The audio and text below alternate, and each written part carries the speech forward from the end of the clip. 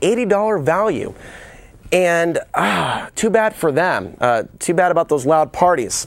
But I ended up obtaining this blade through that particular night with all the garbage being thrown over the balcony. So I want to thank those ex-neighbors for that.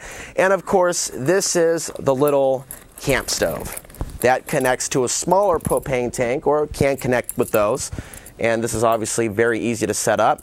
And it's good for making your stuff when you're out there. So it's good to diversify your food supply, dehydrated, regular food, things that are obviously easy to put together. Now, we're going to get into some news tonight. 503-288-4442.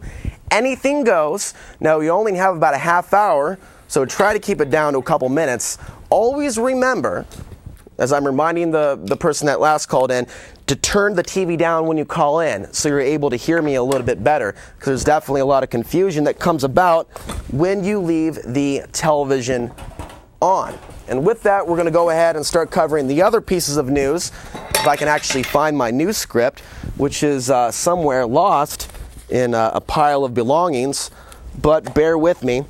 All of this is a large learning experience, and so it's not just about preparedness on this end.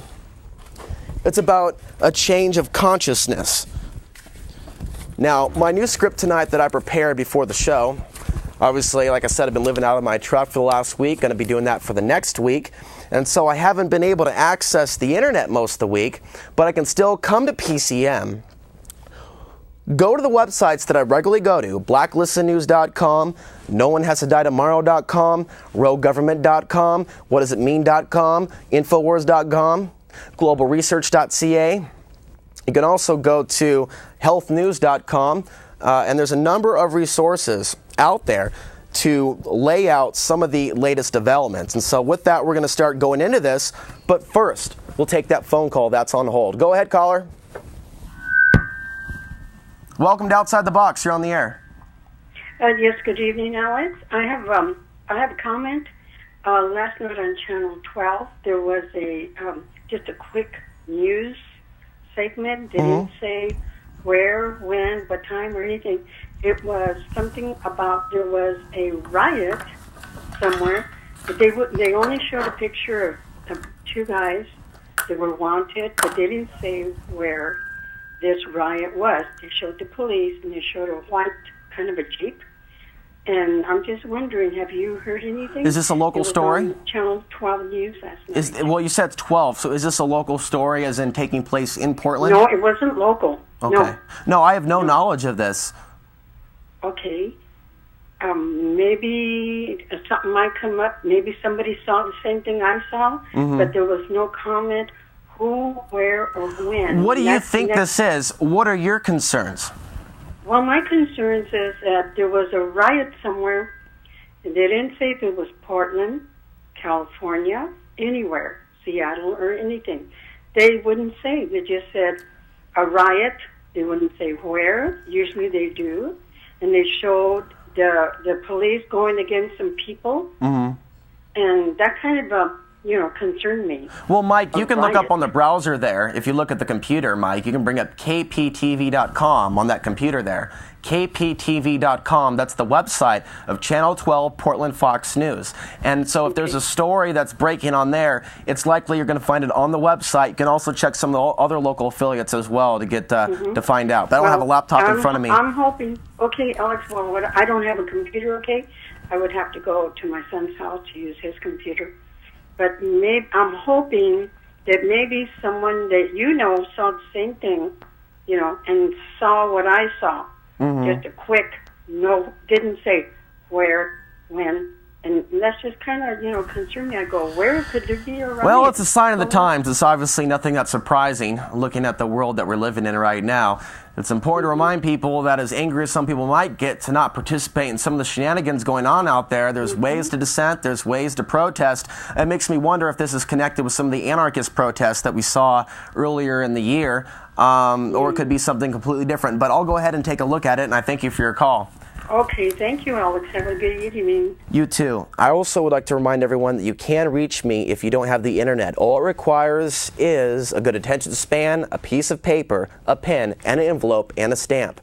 The P.O. Box is 12743, Portland, Oregon 97212. I'll say that again a little bit slower for those scurrying for the pen. This is also a way you can help contribute to the show.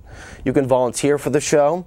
I'm looking for a cameraman or camera woman to help out with some future projects that I'm going to be involved in. There's a lot of very exciting things I'm going to be involved in. In fact, there's a special announcement that I'm going to be making, but tonight is not the night for that special announcement, but it is coming. There's going to be a lot of different ways that a lot of people are going to be able to come together through meetups and some classes that I'm going to be working to organize, helping people learn about edible plants, even solar power, building with their hands. Even though some of those things aren't my forte, I like being a conduit. I like bringing people together and finding those individuals, not just guests on this TV show, but finding those individuals with those skills that are willing to teach those that want to learn. So those are some of the projects that I'm going to be looking at through 2011. And so if you'd like to help out with some of those things, or if you're an expert on some aspect of survival or preparedness or independent living, please contact me at alex_ansary@hotmail.com. But one more time for the mailing address, it's P.O. Box 12743, Portland, Oregon 97212. Mike, let's go ahead and go to that next phone call. Hello. Hi, Alex. Hi. Yeah, for all those people that are just getting into, preparing and all that, a good way to start out is just a simple 10-piece kit with something to carry water in, a knife, signaling, fire, all that, cordage. And a real good place to find all that stuff is just garage sales around the city. And, like this summer, I've found, a couple $100 worth of knives, and I've only spent about $20, and you can find all kinds of different camping gear, survival gear for like dirt cheap, and a thing that I always like to go by, when you're feeling overwhelmed and just starting out, is just to remember to do what you can with what you have where you're at. Thanks a lot.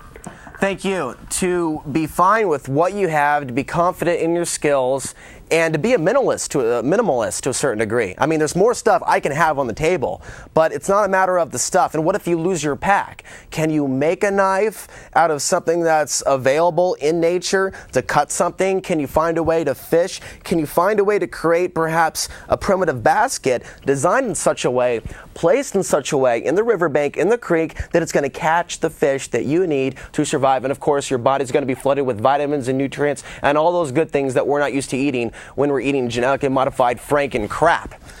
I also would like to say hi to my friend Jonas, who is watching the show tonight from, I believe, the Tacoma convenience store. I believe my show is on the air tonight. A few people are watching that at a convenience store over on East Marine Drive. And we were talking about a number of things as well last night about these issues when I was over at his place near the Columbia River. And, so many things come up in conversation, but he's at a place where he caught, and I know there's a lot of concern about the Columbia River, a salmon about this big the night before last, and we feasted on it last night with rice and vegetables. Vegetables that are actually grown by his neighbor. So vegetables grown by the neighbor. That's why it's great to know your neighbor, or attempt to know your neighbors if they're open. I just moved out of a neighborhood in North Portland. The neighbors were not friendly, definitely felt like an outsider, but that's their stuff, and I'm not going to be concerned with negativity tonight or people that are asleep. But know thy neighbor that wants to know thy neighbor, or a friend across town or into the neighborhood, where you come together and you have your own meetups. I've always been saying for years that people should be doing their meetup groups outside of what I'm doing or outside of my own thing. Because there's a lot of people that aren't really down with some of the stuff that we talk about here, but they do believe in preparedness. They may not be concerned about the truth about 9/11 or martial law, the economy crashing, but they feel a need to prepare. So find those others. Find those others that are of the same mindset and build your own tribe, because like it or not, we're tribal. And people are either going to be doing it mindfully or they're going to be doing it negatively. And we see the negative repercussions of it every day. Gangs and mercenaries and the dark side of being a Marine, the good old boys club, police departments today.